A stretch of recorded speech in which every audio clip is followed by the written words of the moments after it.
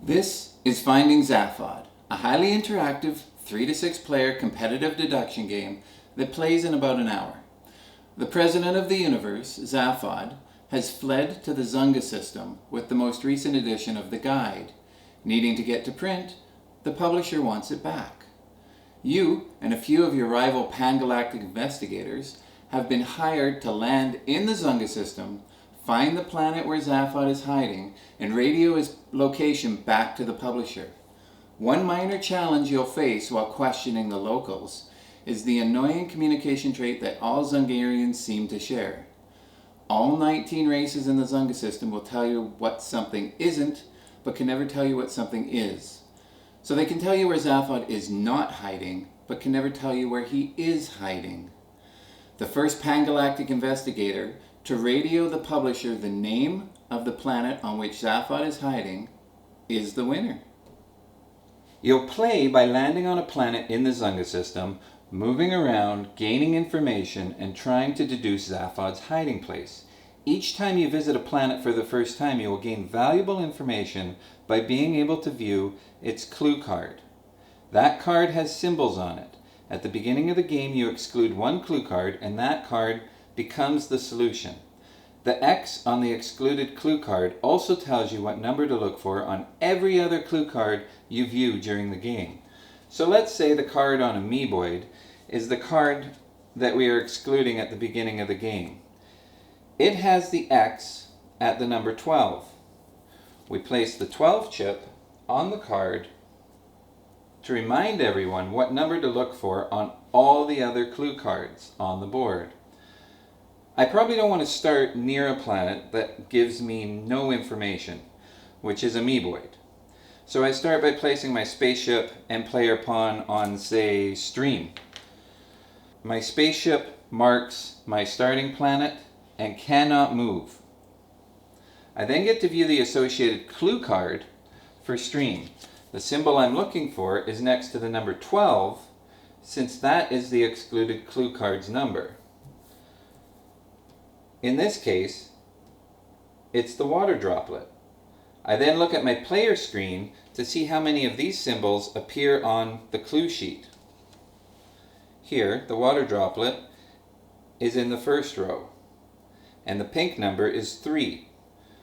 So I need to remember to cross off 3 water droplets. I then cross off all 3 water droplet symbols on my clue sheet, the one below Stream, the one next to Crabby, and the one under Amphibios. I also cross off Amphibios, Stream, and Crabby as planets. Remember, this is information the citizens of each planet are telling you. It does not correlate with whether you should visit the planets on the game board to gain information or not. Do not avoid visiting planets because you've crossed them off your clue sheet. If a planet has a clue card that you haven't viewed, it will provide information if you visit that planet. Okay, back to the planets we just crossed off. You now take those planet cards, Stream, Amphibios, and Crabby,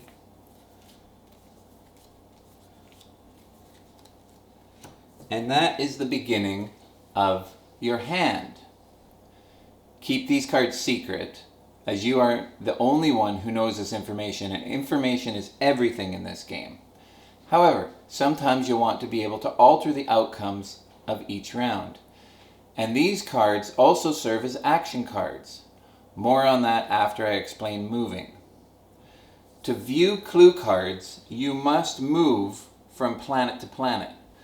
Movement is only allowed within the ZUNGA system through a network of space gates indicated by the orange dotted lines. You can move from any planet to any planet as long as an orange dotted line connects them directly, including the orange hub. It's just a fancy roundabout, not a planet space where you can end your move. To move, you must win the die that matches the number of the planet you wish to move to. So if I want to move from Stream to Ape, I need to win a die result of 1, since Ape's movement number is 1. I could also move to Cortex, from Stream to Cortex, or from Stream to Singulara, since they also have a movement number of 1. But if I win a 1, I'm going to want to move to Ape. That's what I've decided. So to start, the dice are rolled and placed in their matching colored die mats.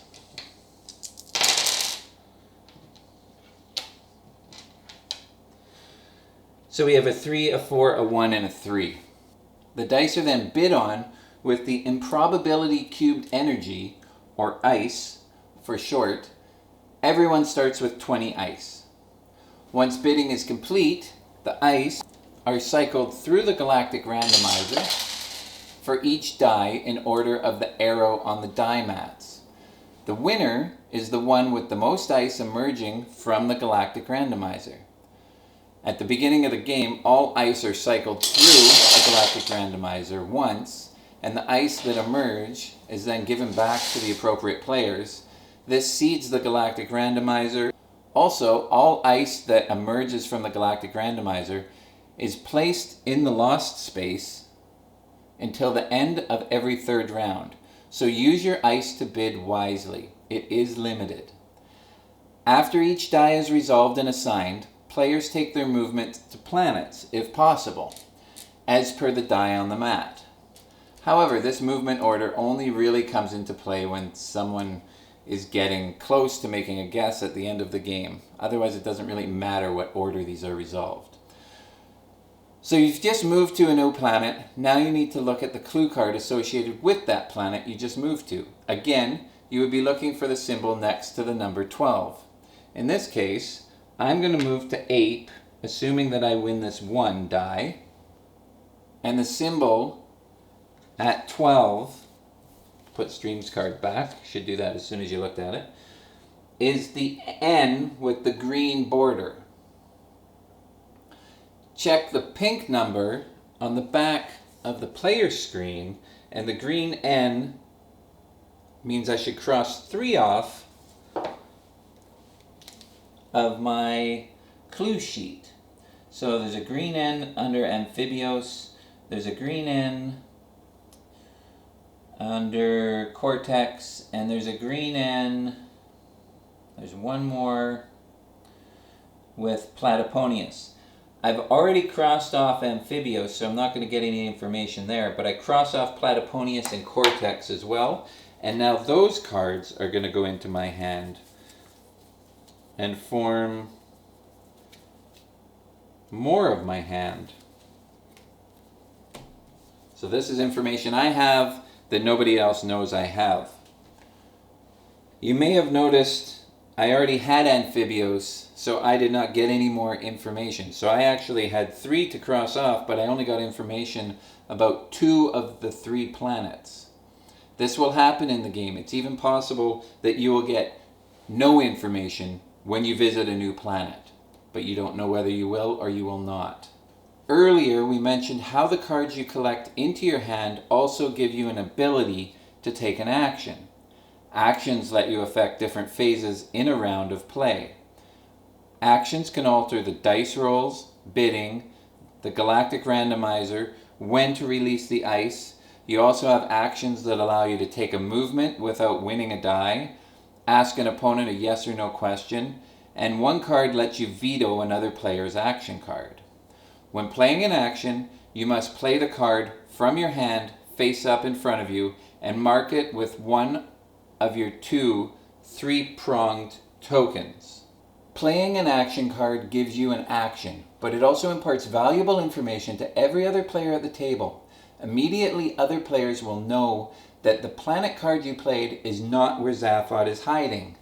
So in this case, they know Amphibios is not where he is hiding, and they should cross that off of their clue sheet. They also take that matching planet card and place it face up in front of them, whether it was in their hand or in their deck. That action is now lost to them unless they wish to play an activate token. Activate tokens work exactly as if playing a card from your hand, except you are simply activating a face-up card already in front of you. Every player has 2 activate tokens to use per game. So you will be moving around the board, playing actions, collecting information, whittling down your planet deck to 1 or 2 cards until you're fairly confident you know where Zaphod is hiding.